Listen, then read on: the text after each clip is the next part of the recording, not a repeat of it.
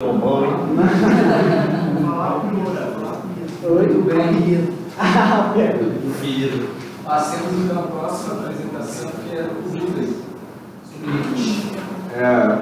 Boa tarde, eu sou o Huxley, eu sou mestrando aqui no programa de pós-graduação, sob a orientação do professor Júlio, e eu desenvolvo uma pesquisa sobre as relações entre história e política na segunda consideração intempestiva, que é uma obra que o Nietzsche escreveu sobre a história, sobre as utilidades e as inconveniências da história para a vida. Bom, eu vou falar especificamente sobre um problema que o Nietzsche lança para os seus leitores, que é o trato com a linguagem. Eu vou falar sobre a filosofia da linguagem de Nietzsche, que no meu entender, é o maior desafio na leitura da obra. Para não me estender, eu vou ler o texto que eu escrevi, porque senão eu ficaria falando com o Fernando a tarde inteira. Bom, eu titulei a minha fala como Nietzsche contra Nietzsche, as dimensões semântica e performática da linguagem na obra de Nietzsche. O ler Nietzsche não é uma tarefa simples. Apesar do fácil acesso aos seus textos, o seu sentido ainda permanece muitas vezes hermético, encoberto por um estilo literário peculiar que faz constante uso de aforismos, parábolas, poemas e outras formas de escrita não convencionalmente usadas por filósofos. Em um primeiro contato com Nietzsche, o leitor não habituado ao estilo de suas marteladas se vê muitas vezes perdido em meio a sentenças cheias de metáforas, ironias e contradições propositais.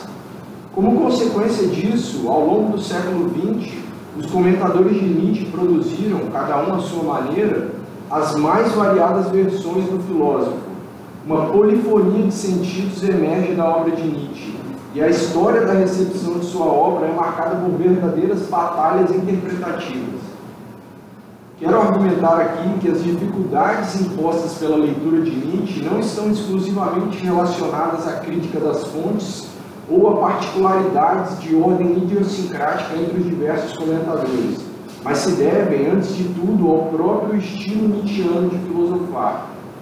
Compete ainda para aumentar a ordem das dificuldades o fato de que Nietzsche, opondo-se à tradição filosófica ocidental, nunca pretendeu ser um pensador sistemático.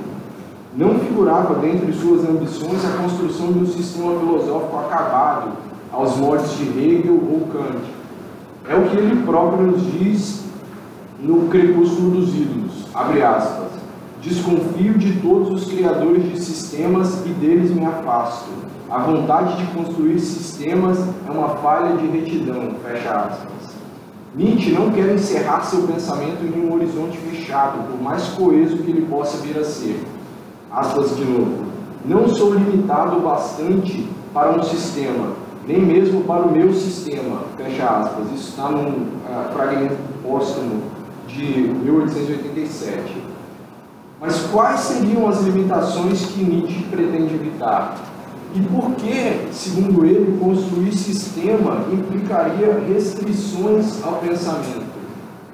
De acordo com o professor Jorge Luiz Vicentania, que é professor aqui do Departamento de Filosofia, uma das características dos sistemas filosóficos seria a busca por uma compreensão universal dos conceitos que eles empregam.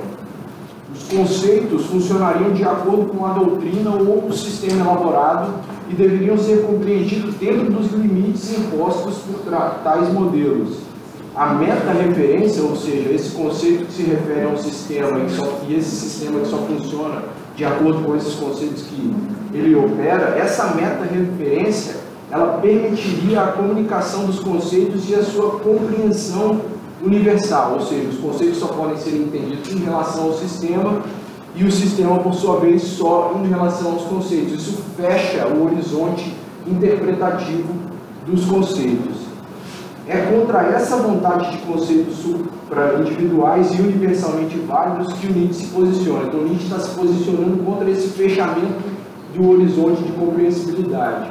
Na busca por uma compreensão universalmente válida dos conceitos, opera-se a supressão da idiosincrasia dos sujeitos que comunicam a mensagem e as daqueles que são seus destinatários em proveito do processo de vulgarização. Então, Nietzsche quer evitar a vulgarização do pensamento.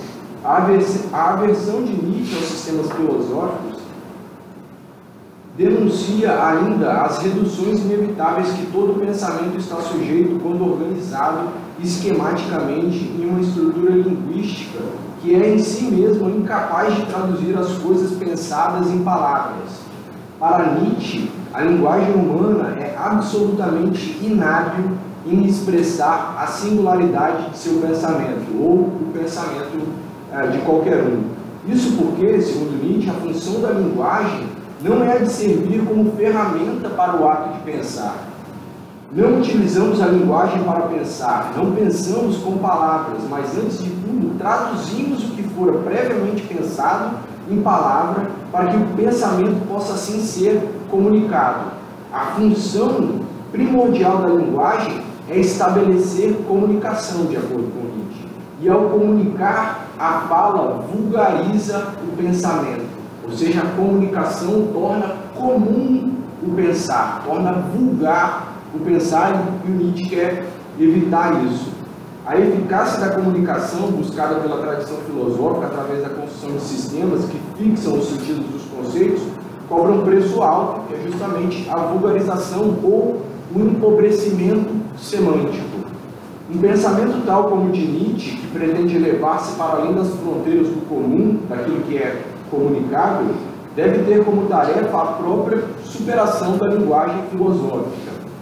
As estruturas linguísticas passam a ser vistas por Nietzsche como obstáculos que devem ser transpostos ainda, não só porque elas empobrecem o pensamento, mas também porque já carregam em si sentidos que comprometem a especificidade da tarefa filosófica.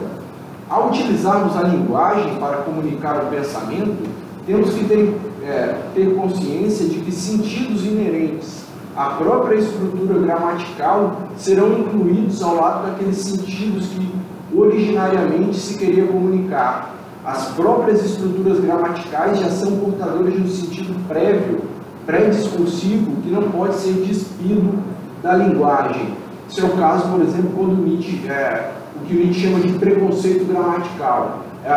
O sujeito cartesiano, por exemplo, o eu cartesiano, segundo Nietzsche, nada mais é do que um preconceito gramatical, porque a linguagem ou as línguas indo-europeias funcionam articulando predicados e sujeitos. Nietzsche diz, esse sujeito cartesiano, ele está aqui não porque o eu existe de fato, mas porque a linguagem criou esse eu cartesiano. Assim, a comunicação, o uso da palavra, impõe duas restrições à filosofia. Por um lado, ela é incapaz de conferir sentido pleno às coisas que quer comunicar, as palavras nunca correspondem às coisas, e por outro, ela adiciona sentidos extras que foram previamente fixados nas palavras, sedimentados pela história da linguagem. E aí tem um aforismo do Aurora, abre aspas: as palavras estão em nosso caminho. Onde os antigos homens colocavam uma palavra, acreditavam ter feito uma descoberta. Como era diferente, na verdade? Eles haviam tocado num problema e, supondo tê-lo resolvido, haviam criado um obstáculo para a solução. Agora, a cada conhecimento, tropeçamos em palavras eternizadas, duras como pedras. E é mais fácil quebrarmos uma perna, do que uma palavra. Ou seja, os sentidos dos conceitos foram cristalizados pela história da filosofia ocidental, e o Nietzsche quer romper com isso. Consciente das restrições impostas pela linguagem, Nietzsche precisa fazer um uso diverso da mesma, utilizar a linguagem de uma forma um tanto mais criativa. O filósofo passará a explorar ainda mais as nuances de sentido por meio de expedientes estilísticos. Um dos recursos utilizados por Nietzsche para contornar os problemas da linguagem será a substituição do primado dos conceitos pela metáfora. Segundo ele, o privilégio da metáfora reside em que ela introduz ao mesmo tempo uma lógica da multiplicidade.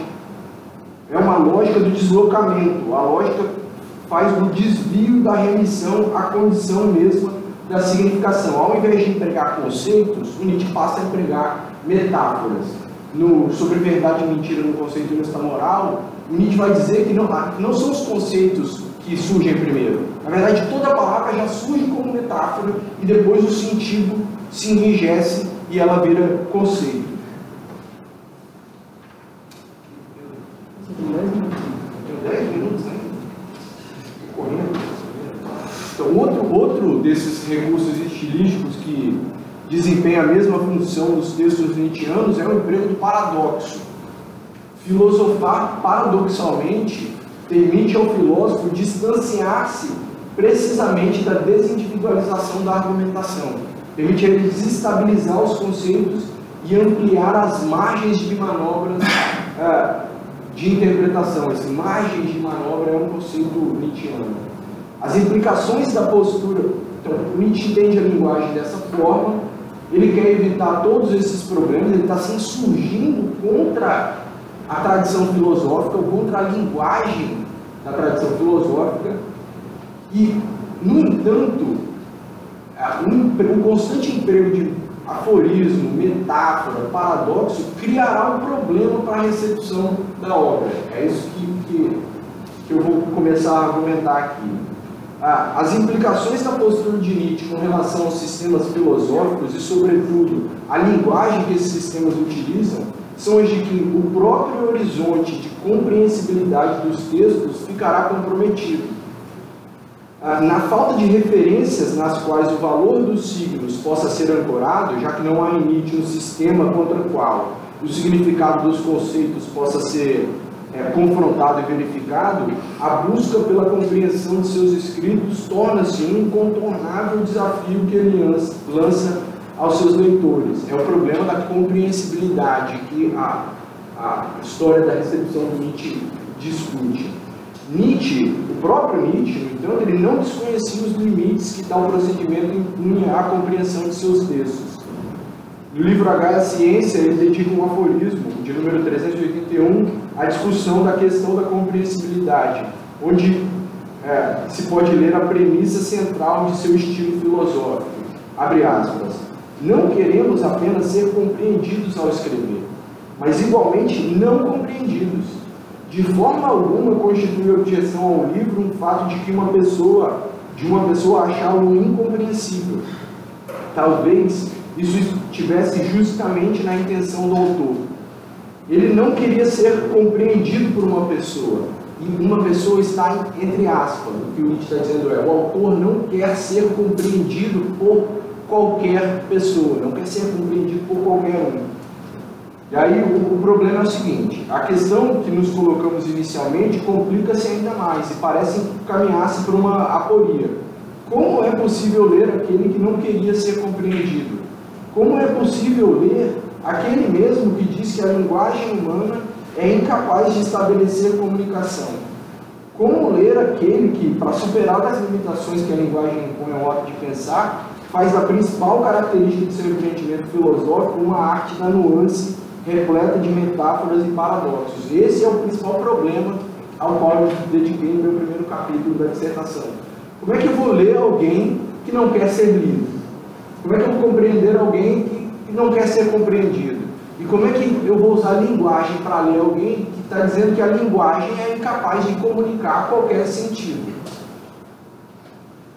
No início da década de 70, um grupo de pesquisadores tomou a sério as proposições de Nietzsche com relação ao conteúdo semântico dos conceitos filosóficos. E aí estou falando de uma tradição francesa, Foucault, Deleuze, Lyotard, Derrida.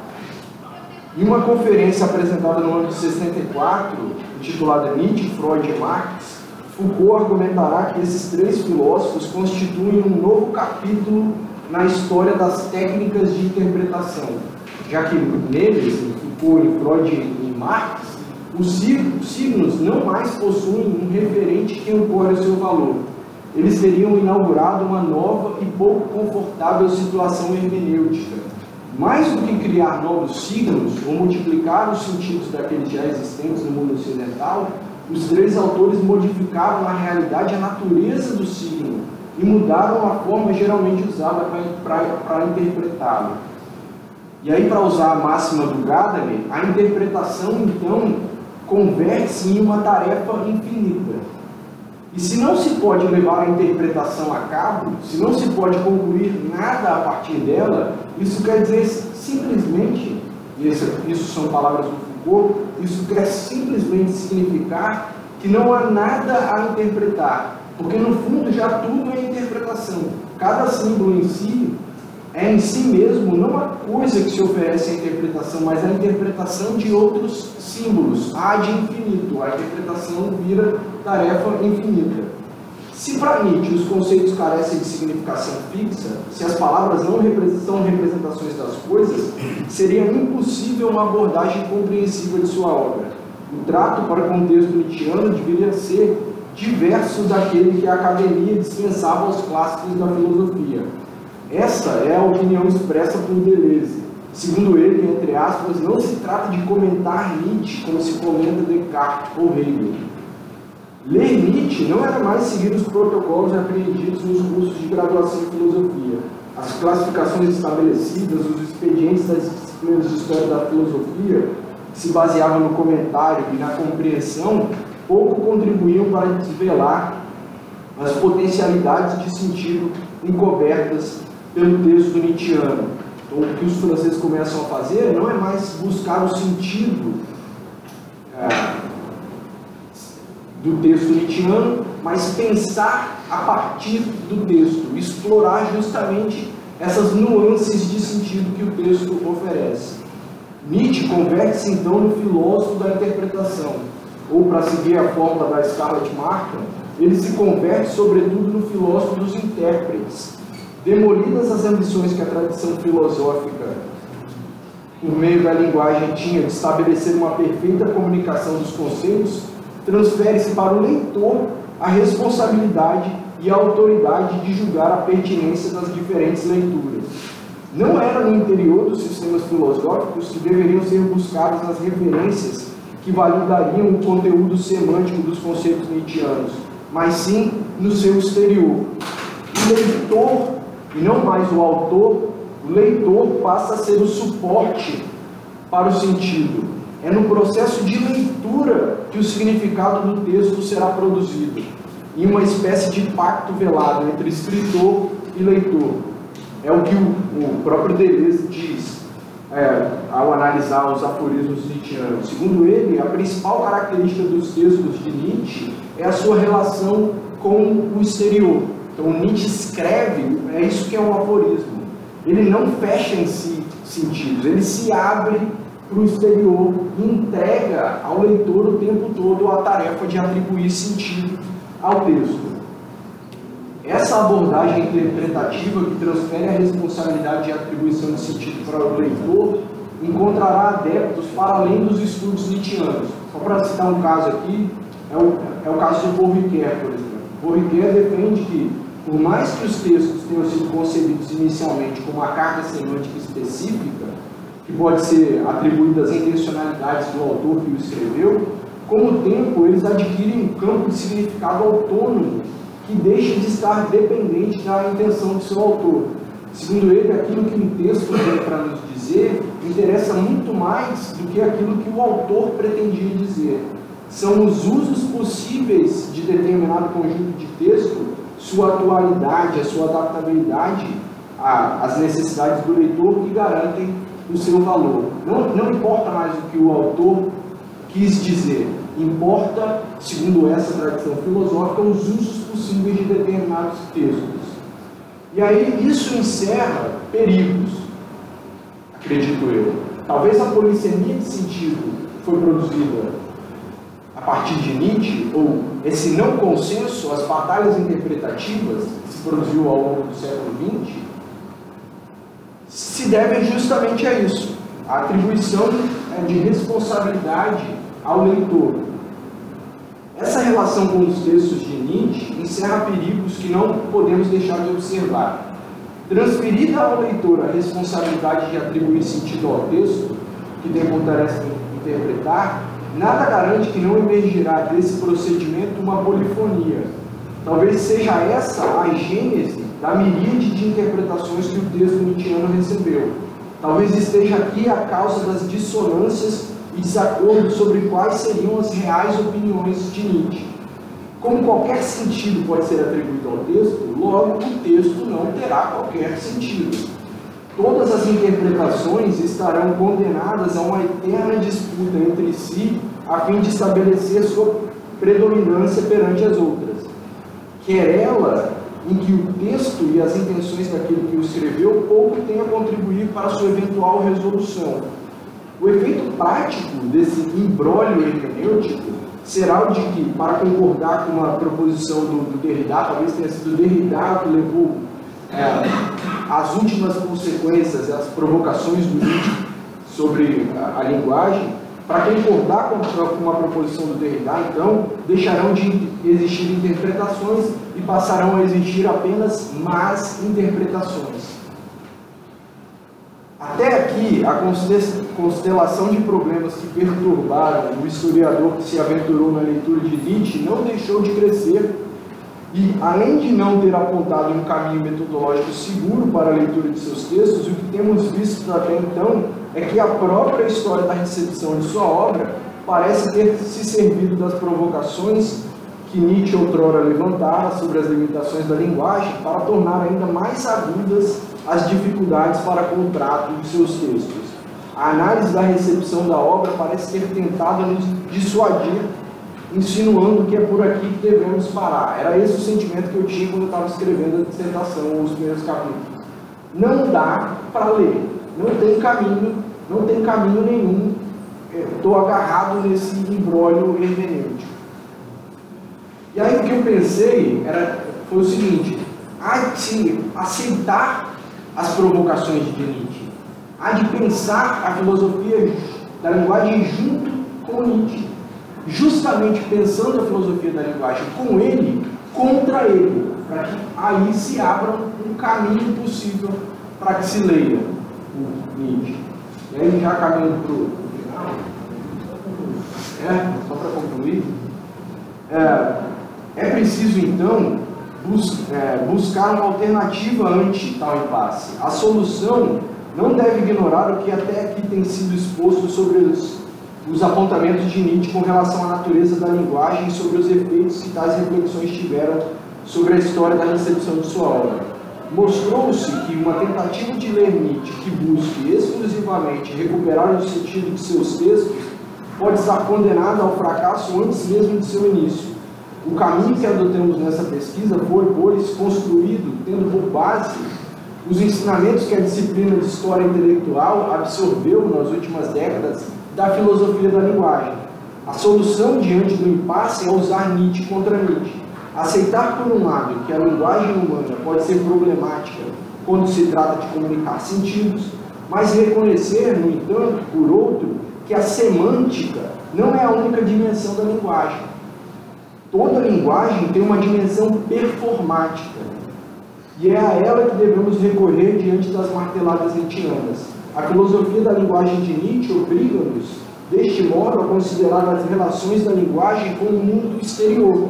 Em outras palavras, é preciso reconhecer as implicações de ordem pragmática que incidem sobre todo e qualquer texto. Para além das dimensões semânticas, é importante pensar o extratextual, o mundo exterior ao texto, estabelecendo de forma clara a relação entre os textos e os contextos dentro dos quais eles foram produzidos. Pensando aqui contextos como sendo blocos de reflexão de ordem pragmática. Mais do que perguntar o que o Nietzsche queria dizer quando disse algo, o caminho que eu estou propondo, seguindo a tradição da escola de Cambridge, é perguntar o que Nietzsche estava fazendo ao escrever o que escreveu, em quais debates ele queria interferir, a quais autores ele estava respondendo, em quais discussões ele estava engajado, quais problemas ele queria resolver. Talvez isso abra um caminho para além da semântica, para além do imbróglio hermenêutico. Obrigado, é isso.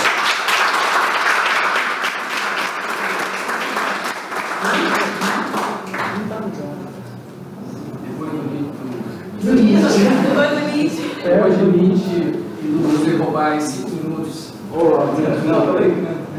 A gente então passa a palavra até na canal, tem PowerPoint? Não. Então, gente, boa tarde.